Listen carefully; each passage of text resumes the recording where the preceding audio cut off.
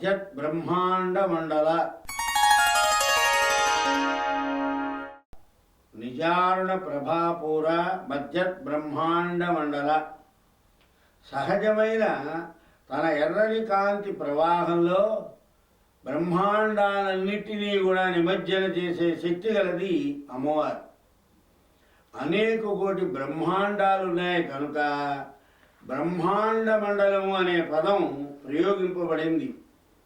మన శరీరం పిండాండం, ఈ జగత్తు బ్రహ్మాండం.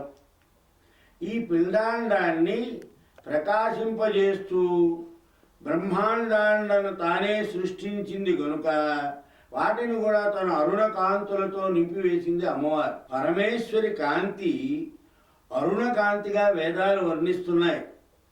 తామగ్నివర్ణాం తమసా జ్వలంతీం ఆదిత్యవర్ణే తమసోజిజాత అని, అరుణ జపా కుసుమ భాసురా అని ప్రార్థనలను మనం వింటూనే ఉంటాం.